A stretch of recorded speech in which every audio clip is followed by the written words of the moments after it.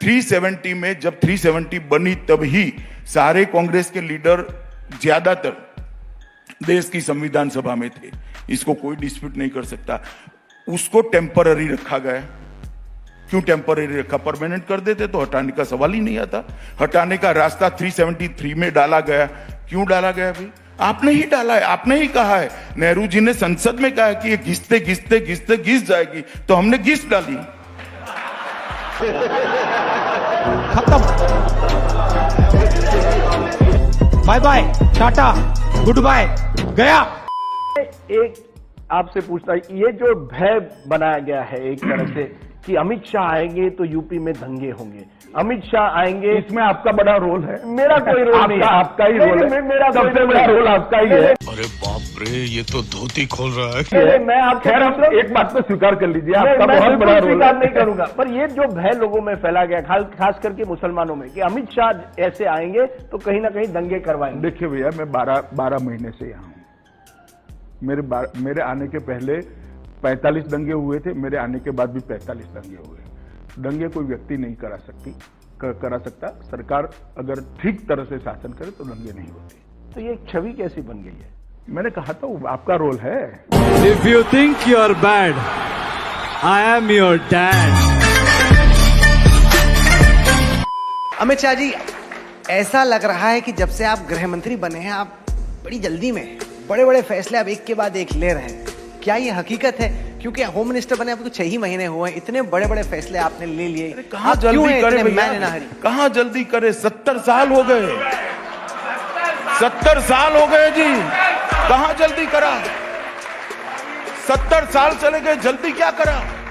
हम तो 1950 से कहते थे हम 370 को हटा देंगे। जब से मसला खड़ा हुआ कहते थे राम मंदिर वहीं बनना चाहिए। तब से कहते थे ट्रिपल तलाक नहीं होना चाहिए। तब से कहते थे कि सिटीजनशिप अमेंडमेंट एक्ट आना चाहिए। और तब से एनआरसी की भी बात कर रहे थे। जब से आसाम अकॉर्ड हुआ कि भाई आसाम का मसला नहीं है, देश भर में स्प्रेड कर गए, पूरे देश का करना चाहिए। हम तो तब से कहते, कहां हमने जल्दबाजी की। और फॉर योर इंफॉर्मेशन, अभी कोई चुनाव नहीं।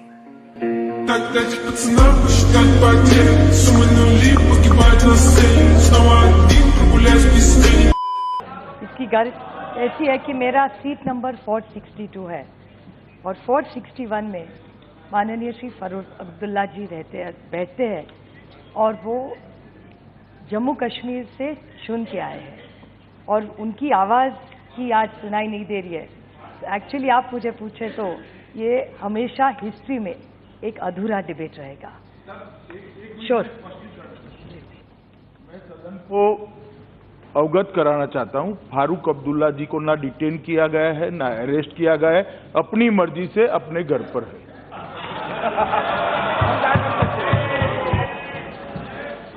ठीक है, उनकी तबीयत ठीक नहीं है फॉर द रिकॉर्ड। तबीयत मैं ठीक नहीं कर सकता, डॉक्टर कर सकता है। बहुत सारे सदस्य कह रहे हैं फारूक साहब नहीं है, इसका दुख है, नहीं है। फारूक साहब है और अपने घर में है, स्वतंत्र है। वो यहाँ आना नहीं चाहते तो मैं जबरदस्ती नहीं ला सकता।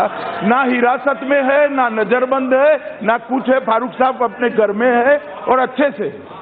With democratically elected political leaders, including 2 former MPs, 2 former CMs of the state, Omar Abdullah and Mehbooba Mufti, under arrest, and the whereabouts of our own colleague, Dr. Farooq Abdullah, unclear.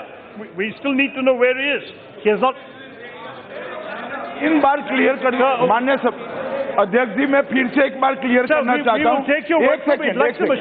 एक second.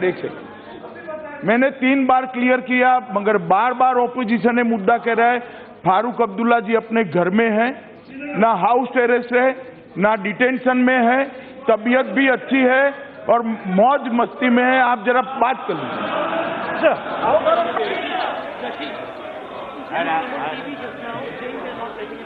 Sir, उसने television पे कहा है कि उसे बाहर जाने को इजाजत नहीं दे रहे आप लोग।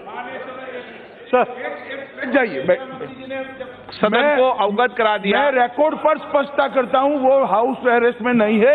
उनको नहीं आना है तो गन कनपट्टी पर रखकर बाहर नहीं ला सकते हम।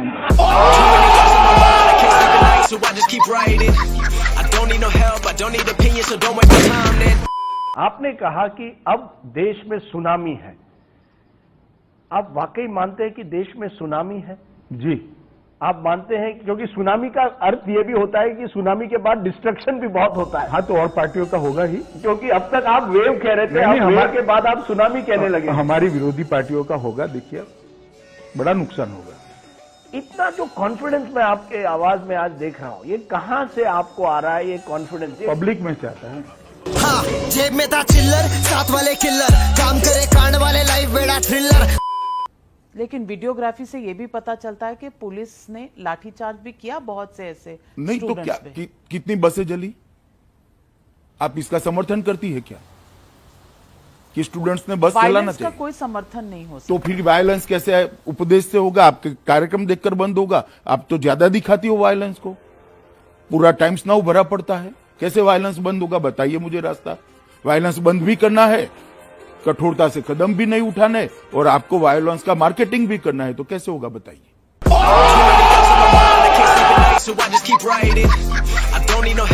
गजब बेइज्जती है। अब से 20 या 30 साल पहले बांग्लादेश से दो परिवार आसाम में आए। एक बांग्लादेशी हिंदू परिवार था, एक बांग्लादेशी मुसलमान परिवार था।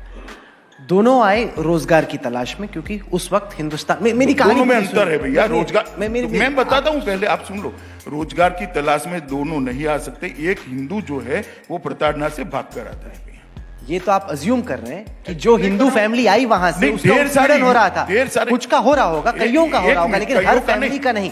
ढेर जो जनसंख्या कम हुई है भाई, जो जनसंख्या कम हुई, यहां मुसलमानों की जनसंख्या बढ़ी, कम नहीं हुई भारत में। नहीं, वहां प्रताड़ना हो रही है, इसलिए उनकी जनसंख्या 30 से 7% और 23 से 3% हुई है। ऐसे सरलता से आप जंप मत करिए कंक्लूजन पर, ऐसा नहीं होता है। वास्तविकता यह है कि वहां पर प्रताड़ना हो रही है। मैं आपको ढेर सारे कैंपों में हो रही है, सही कह रहे हैं आप गृह मंत्री जी, इसमें कोई शक थोड़ी। लेकिन आप ये नहीं मान सकते कि हर हिंदू परिवार जो कह रहा है कि उसका उत्पीड़न हो रहा है वो सही है, क्योंकि जब उससे पहले पूछा गया उसने कहा हम तो यहीं पे रहने वाले 71 से पहले आए। या तो उसने तब झूठ बोला या अब झूठ बोलेगा। अब वो कहेगा कि उत्पीड़न हो रहा है। आपका कहना बहुत सरल है क्योंकि आप भारत में जन्मे हो। क्या बढ़िया था गुरु। एनआरसी है इस देश के नागरिकों का रजिस्टर बनाना। इस देश में कोई भी रह सकता है क्या? कौन से देश के नागरिकों का रजिस्टर नहीं है? दुनिया में सभी देश के नागरिकों का रजिस्टर है। तो ये आधार, ये वोटर कार्ड और ये जितने तमाम डॉक्यूमेंट होते हैं, ये क्या आपको अपने नागरिक का पहचान नहीं देते? ना जी, ये नहीं है। इससे नागरिकता तय नहीं होती है, और आधार से तो जरा भी नहीं तय होती।